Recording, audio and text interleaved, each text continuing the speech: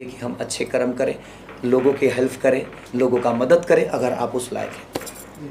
कोई अपने फैंस के लिए 2 लाइन में गाना अभी मत गवाओ भाई, मेरा गला बहुत फंसा हुआ है, मैं 4 दिन से लगातार गा रहा हूँ, तो माफ़ी चाहिए, माफ़ कर दीजिएगा। कभी इंटरव्यू राम के साथ करेंगे तो हम करेंगे। लिट्टी चोखा फैंस के ढेर सारी शुभकामना आप सबको कि आपने इतना प्यार दे रहे हैं, और मुझे लगता है कि इस प्यार को रोकिए मत। आप सबकी प्यार आज भोजपुरी इंडस्ट्री को इतना बड़े मुकाम पे खड़ा कर दिया है कि हिंदी के लोग भी कह रहे हैं कि हमारा सिनेमा नहीं चल रहा है और भोजपुरी चल रहा है। इससे समझ में आता है कि हमारी भोजपुरी कितनी आगे है। ऐसा ही कोशिश अगर आप लोग करिएगा तो थिएटर इससे भी ज़्यादा खुलेंगे, और खुल के एक नया कीर्तिमान पैदा होगा कि नहीं, हिंदी नहीं, हमारा भाषा, अपने भाषा के लिए जितना आप कर सकते हैं।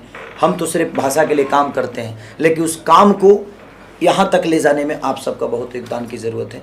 तो कोशिश करिए, ऐसे ही प्यार देते रहिए। थैंक यू सो मच भैया। सबसे पहले तो आपको ढेर सारी बधाई। आज आप पटना बिहार में हैं और लिट्टी चोखा जोर शोर से चल रही, पब्लिक का ढेर सारा प्यार आशीर्वाद मिल रहा है। क्या कहना चाहिए? सिनेमा हॉल पे जाने वाले थे। और सबसे पहले दशहरा की ढेर सारी शुभकामना आप सबको कि माता रानी ने सबको कोरोना काल से बचा के आप सबको हमारे बीच में रखा है।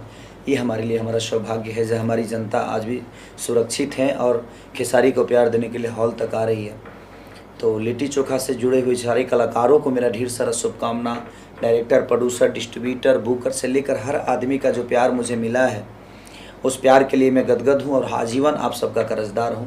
और मैं सबसे ज़्यादा कर्जदार अपने जनता का हूँ, जो कि इस कोरोना काल से उभरने के बाद जो मोहब्बत आप लोगों ने दिखाई है, आप सबको दिल से प्रणाम। कि इतना मोहब्बत आपने अब किसके लिए दिखाया मुझे पता नहीं, लेकिन खेसारी के लिए जो आपने मोहब्बत दिखाया उसका मैं आजीवन आप सबका कर्जदार रहूँगा।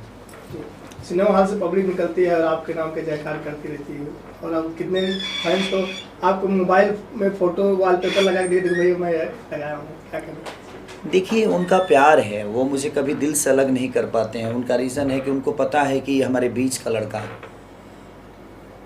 क्योंकि देखिए, आज अपर क्लास, मुझे लगता है कि अपर क्लास के लोग बहुत कम ही से सिनेमा देखते हैं। ज़्यादा करके हमारे जो ठेला वाले हमारे भाई हैं, जो किसान हैं, जो हमें दिल में रखते हैं, तो उनको पता है कि हमारे बीच का हमारा बेटा गया हुआ है हीरो बनने, हमारा बेटा काम किया है सिनेमा में।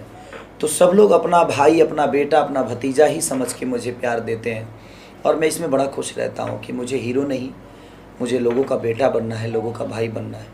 हीरो दुनिया में तो बहुत सारे लोग हैं, लेकिन मैं हीरो बनना चाहता ही नहीं। मैं चाहता हूँ लोगों के दिल में और उनका बेटा बन के आजीवन उनका प्यार आशीर्वाद लेते रहूँ। बम्पर ओपनिंग पहला दिन से लेके अब तक एकदम पब्लिक मेला लगाई हुई है। क्या कहना चाहिए? यही तो खुशी की बात है जो बहुत दिन बाद ऐसे नज़ारा देखने को मिला है, और हमारी जनता ने बताया कि अच्छी सिनेमा लेकर आओगे आप तो हम आपके लिए घर क्या शहर छोड़कर आ जाएंगे। और एक अच्छी सिनेमा लगातार मेरी चोरी चोरी चुपके चुपके, बाप जी, ये, इसके बाद आस्की, लगातार सिनेमा हमारी जो है हर जगह अच्छी बिजनेस भी कर रही है और लोगों का प्यार भी ले रही है। तो जनता बेवकूफ़ नहीं है। चाहे हमें लगता है कि हम खेसारी लाल यादव हैं, तो भाई खेसारी को बनाने वाली है वो। खेसारी को इस कुर्सी तक लाने में जनता का सबसे बड़ा योगदान है। तो आप उसको बेवकूफ़ कैसे समझ सकते हो? वो मास्टर है, उन्होंने शिक्षा देकर, अपना प्यार देकर और बहुत सारी चीज़ों का सीख देकर आपको, चाहे वो IPS बना दिया हो, चाहे दुनिया का कोई भी अधिकारी बना दे, आपको स्टार बना दे। तो जनता बेवकूफ़ नहीं है और वो सब कुछ समझती है। ये जनता सब जानती है कि आप क्या जानते हो। तो ये ज़रूरी है कि हमें उनके दिल की बातें और अपने घर की बातें, अपने परिवार की बातें, अपने भाषा का कहाँ से भला हो सकता है उसके बारे में हमें सोचना चाहिए। और आपके सब्जेक्ट और आपकी कहानी, आपके सिनेमा से लोगों को सीख मिलना चाहिए। उड़ उड़ के मारना ही हीरोगिरी नहीं होता है। अगर अपनी शालीनता से 2 बातें और उस बातों से लोगों को फ़र्क पड़ता है, वही हीरोगिरी है कि आपको लोग फॉलो करते हैं। हम उड़ के मारें या हम फाइट करें या हम लड़की के पीछे भागें, ये कहानी का मतलब नहीं होता है। हमारे भागने के पीछे उद्देश्य होना चाहिए किसी भी चीज़ के। अगर हम छपरा से पटना आते हैं तो हमारे पास कोई काम ज़रूर होना चाहिए। काम नहीं होगा तो हम ऐसे पटना क्या करने आएंगे? या तो हम कोई सामान खरीदने आ रहे हैं, या तो हम लेकिन उससे समाज का भला हो। हम सामान खरीदने वाले लोग नहीं हैं। हम जो चीज़ें देते हैं वो एक ऐसी वस्तु है कि उससे दुनिया को कुछ सीख मिलना चाहिए। हम सिनेमा नहीं, हम एक किताब बेचते हैं। हम एक किताब बेचते हैं और उस किताब को पढ़ के, उस किताब को देख के अगर दुनिया को कुछ नहीं सीखने को मिले तो मुझे लगता है कि हमें किताब बेचने की ज़रूरत नहीं है, फिर हमें ठेला लगाकर रोज़गार करना चाहिए। तो हमें दुनिया ने इतना प्यार और मोहब्बत दिया है, तो हमारा भी दायित्व तो बनता है कि हम सब्जेक्ट हो, गाने हो, कॉन्सेप्ट हो या सिनेमा किसी भी माध्यम से बन रहा है तो उसमें आप कुछ अच्छा ऐसा दे जाइए जिससे समाज का कोई भला हो। बिना सिनेमा आप जाने वाले थे, टाइमिंग भी सेट हो गया था, लेकिन आप नहीं गए, प्रशासन ने। हाँ, मैं प्रवीण भैया से बात मेरी, जब मैं मुंबई से चला तो मैं उसी के लिए आया भी था कि मैं थोड़ा सा पब्लिक के सामने जाना चाहता था। मेरी इच्छा होती है कि मैं हर सिनेमा में जाता हूँ ना, लेकिन प्रशासन का रोक लग गया कि नहीं कि सारी आप नहीं आ सकते। इसी की वजह से मुझे लगता है कि दशहरे में कोई कार्यक्रम मैं नहीं कर पाया, प्रशासन की वजह से ही, कि मेरे को कहीं परमिशन ही नहीं मिली।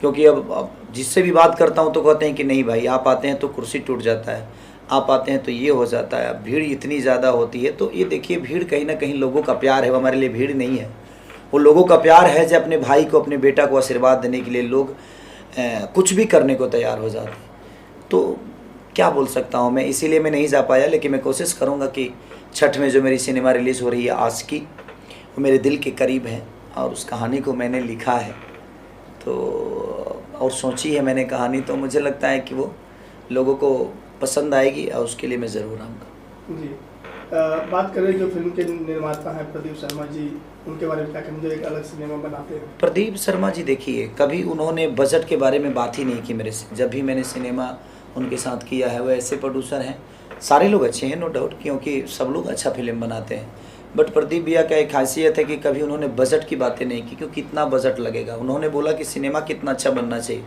ये बड़ा मायने रखता है। तो मुझे लगता है कि प्रदीप भैया एक कैपेबल इंसान है और वो पैसन के साथ सिनेमा बनाते हैं। उनको कहानी से भी लेना देना होता है और उनको कैरेक्टर से भी लेना देना होता है। तो जब तक आप कहानी, पैसे के लिए सिनेमा बनाइएगा तो पैसा नहीं, और बिजनेस के लिए कोई सिनेमा बनाएगा तो पैसन, वो सिनेमा नहीं बना पाएगा, तो फिर वो बिजनेस करने के लिए आएगा। लेकिन पैसन से सिनेमा बनाइएगा तो शायद आप अच्छा बिजनेस भी कर पाओगे, क्योंकि जब आप अपने बेटे से खुद ही प्यार नहीं, लापरवाही के साथ आप अपने बेटे का परवरिश करोगे तो मुझे लगता है कि वो क्या बनेगा आपको भी पता है। तो कहीं ना कहीं वो अपने बच्चे को अच्छी शिक्षा देने की कोशिश करते हैं, उसके लिए बेहतर स्कूल क्या हो सकती है वो हमेशा कोशिश करते हैं कि इसको अच्छे शहर में पढ़ाया जाए, इसको अच्छा स्कूल दिया जाए।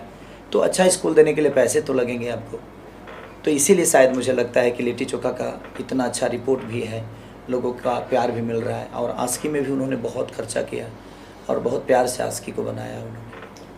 परवीन जी जो फिल्म डिस्ट्रीब्यूटर हैं, उनके बारे में क्या कहना, आपकी फिल्में रिलीज़ करते हैं पब्लिक? देखिए, फूल के बारे में क्या बोलूँ मैं, वो तो समझ लीजिए कि हम लोग एक तो पोस्टर हैं, लेकिन इस पोस्टर को इस कुर्सी से उठाकर और पूरे गांव में फैला देना ये छोटी बात नहीं है। तो डिस्ट्रीब्यूटर जो होता है, कंपनियां में बहुत सारी चीज़ें होती है, बट सबसे ज़्यादा योगदान होता है उस दुकानदार का जो उस सामान को बेचता है, क्योंकि वही हमें पुश करता है, हमारी चीज़ों को दुनिया तक पहुंचाने का काम डिस्ट्रीब्यूटर करता है। तो परवीन भैया एक अच्छे इंसान के साथ साथ एक अच्छे डिस्ट्रीब्यूटर भी हैं, जो कि हम सब सारे कलाकारों को बहुत प्यार करते हैं। पराग जी की बात की जाए, क्या कहेंगे? पराग जी एक अच्छे डायरेक्टर हैं, अच्छे टेक्नीशियन हैं, अच्छे इंसान हैं, और हमारी रिलेशन एक डायरेक्टर और हीरो वाली नहीं है। हमारा रिलेशन उनसे एक भाई, बड़ा भाई छोटा भाई का है। तो मैं किसी भी डायरेक्टर के साथ काम करता हूँ तो एक बड़ा भाई छोटा भाई का ही फ़र्ज़ अदा करके करता हूँ, क्योंकि देखिए, अगर हम स्टारडम अपनों में दिखाएंगे तो शायद वो सिनेमा नहीं बन पाएगी। इसलिए हमें एक छोटा भाई बन के काम करेंगे, बेटा बन के काम करेंगे तो शायद, मैं पहले भी बोला कि गोद में रहेंगे, तभी कोई आपके लिए सोचेगा। तो हम जिस डायरेक्टर के साथ काम करते हैं, हम हीरो बन के नहीं, हम एक बेटा बन के, एक भाई बन के काम करते हैं, तो शायद इसीलिए स्मूथ हम लोग का काम हो जाता है। जी, लिट्टी चोखा म्यूजिक की बात की जाए, काफ़ी देसीपन है इसी में। जो एक गाना है मोहल्ला माचिस हो गया, जो बॉलीवुड सिंगर स्वाति शर्मा जी ने गाया है, क्या कहना चाहेंगे? देखिए, स्वाति बहुत अच्छी, प्रदीप जी की पुत्री हैं, हमारी भतीजी हैं, तो अच्छी गाई भी हैं वो। मोहल्ला माचिस हो गया, और उसमें सारे गाने बड़े कमर्शियल हैं और लोगों को अच्छा लगता है, तो इसीलिए शायद लिट्टी चोखा का ये इतना अच्छा रिज़ल्ट भी है, क्योंकि लोगों को हर चीज़ अच्छा लग रहा है। उसकी क्लाइमेक्स से लेकर, मेरा लुक चेंज से लेकर, उसमें सस्पेंस जो है उसको भी लोग बहुत तारीफ़ कर रहे हैं। गाने की बहुत तारीफ़ कर रहे हैं, सब आर्टिस्ट की तारीफ़ कर रहे हैं। तो कहीं ना कहीं एक बेहतर चीज़ होने के लिए सबकी योगदान की ज़रूरत होती है। हम तो हैं, देखिए हम स्टीयरिंग हो सकते हैं, हम इंजन हो सकते हैं, लेकिन एक इंजन से चीज़ें नहीं होती है, बहुत सारी पार्ट जुड़ते हैं तब एक बड़ी गाड़ी रेडी होती है। तो सबका योगदान है, उस सीट कवर का भी उतना ही योगदान होता है, उसी तरह के स्पॉट बॉय के भी उतना ही योगदान है हमारे सिनेमा के लिए। तो ठीक है, हमें दुनिया ने ऊपर रखा है, अपने प्यार में रखा है, ये हमारे लिए सबसे बड़ा सौभाग्य की बात है। लिट्टी चोखा फैंस के ढेर सारी शुभकामना आप सबको कि आपने इतना प्यार दे रहे हैं, और मुझे लगता है कि इस प्यार को रोकिए मत। आप सबकी प्यार आज भोजपुरी इंडस्ट्री को इतना बड़े मुकाम पे खड़ा कर दिया है कि हिंदी के लोग भी कह रहे हैं कि हमारा सिनेमा नहीं चल रहा है और भोजपुरी चल रहा है। इससे समझ में आता है कि हमारी भोजपुरी कितनी आगे है। ऐसा ही कोशिश अगर आप लोग करिएगा तो थिएटर इससे भी ज़्यादा खुलेंगे, और खुल के एक नया कीर्तिमान पैदा होगा कि नहीं, हिंदी नहीं, हमारा भाषा, अपने भाषा के लिए जितना आप कर सकते हैं।